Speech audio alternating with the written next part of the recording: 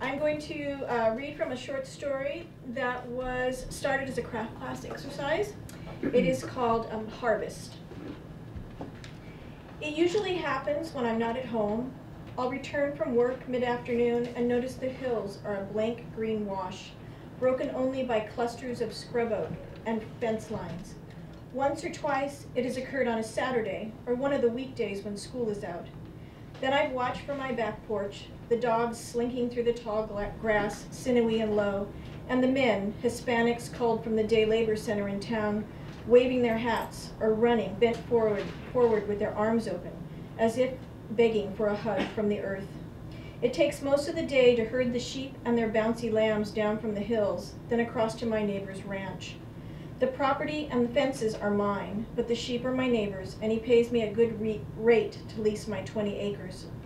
Carl Wilson and I have had the same arrangement for 15 years, ever since my father passed away. The sheep come back shorn, minus their lambs, which are auctioned in town and carted away to slaughterhouses in Central California.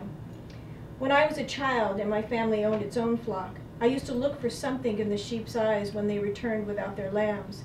Grief, perhaps, or anger, but there was never anything there that I could see. When I got too close to their dull faces, they simply veered off in a tight bunch, presenting me with their shit-encrusted backsides. Still, it is soothing to look out and see them there in the distance, dotting the hills with white. I've had offers to sell the land from developers who want to put up mini estates on the crests that overlook town. My sister, who has not been on the property for more than 2 consecutive hours since she left home, would love to sell. I give her the entire amount from the pasture lease, which usually keeps her unheard from for a good 9 months out of every year. Then last winter, right after the lease was renewed, my sister appeared to collect the check and left without taking her son with her. She said she was running to town to pick up a few things, then called me from her cell phone to tell me she needed some time to get her head together. I knew there wasn't enough time in the world for my sister to get her head together, but I naively thought she meant a few days, a week perhaps. I've never had any children myself, but I am not unfamiliar with teenagers. I work at the high school, filling out the attendance reports and calling parents to check on kids who've been missing classes. I know what children that age are capable of. I suppose there are a few good ones, smart kids who have something going for them. But for the most part, they are as interchangeable as sheep.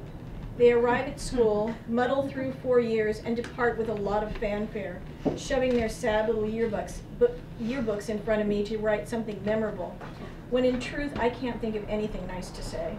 I usually just sign my name over my face in the office group photo. My nephew had just turned 15, quite possibly the worst age to deal with in my experience. In the brief period before I discovered Ryan would be staying with me, he had trampled down my broccoli, tracked sheep dung across the carpet, and lost the remote for the TV. After my sister's call, Ryan and I sized each other up.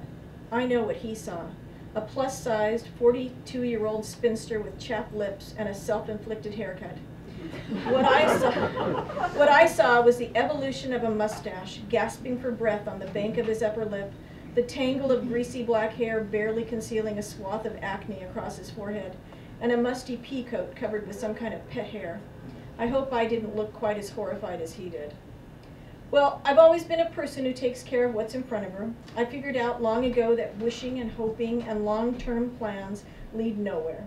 My sister had practiced creative visualization, and she never managed to accomplish one practical thing in her life.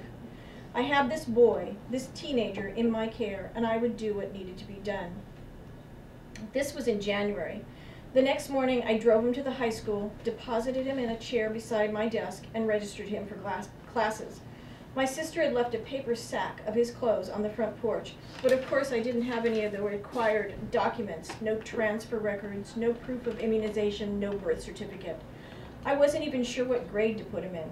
Apparently my sister had been homeschooling him for the past couple of years because he'd been expelled from junior high. "Why were you expelled?" I asked. "Some bullshit," he mumbled. He spoke as if everything required a few extra moments of thought. He was either slow-witted or trying to be insolent, but too cowardly not to answer at all. "I say you're a freshman," I said. The 10-second pause. Whatever.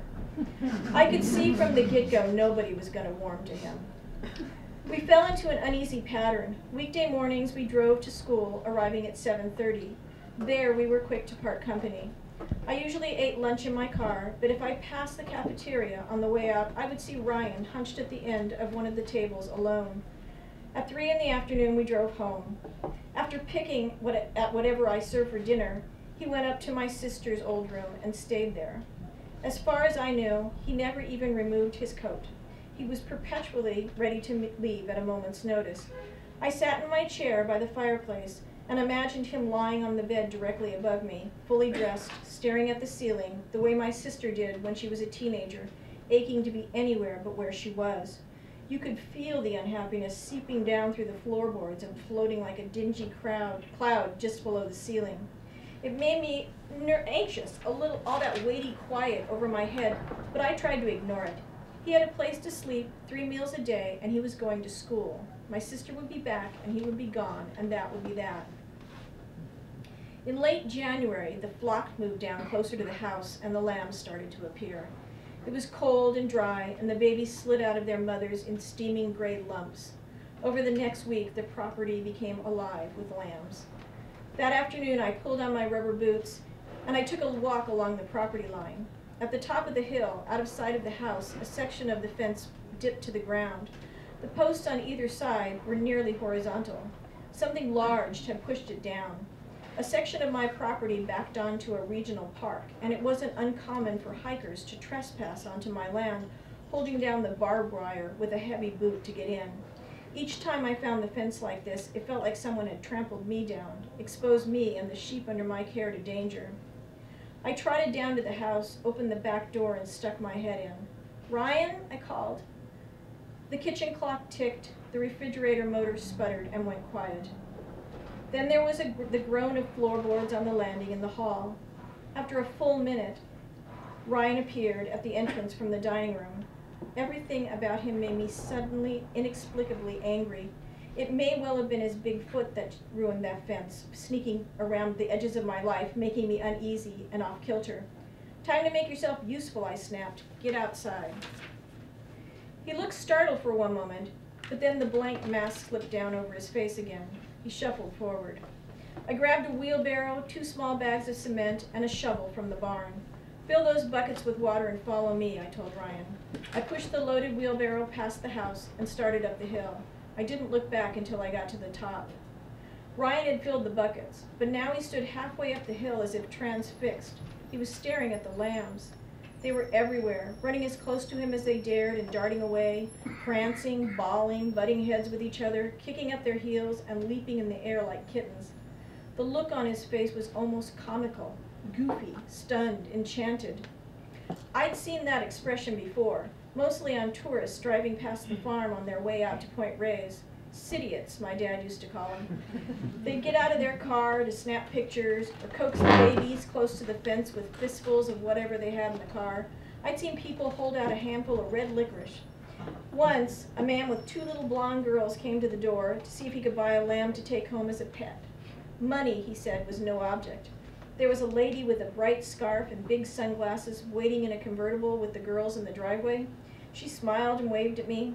The man was ruddy-faced and overweight. He looked like the kind of person who didn't like to be told he couldn't have something. I wonder if he thought he would just put the lamb in the back seat. I considered calling him a nincompoop. Instead, I sent them round to Wilson's. The lambs weren't mine to sell. I never heard what happened after that. He might have done some serious thinking, but I was not optimistic.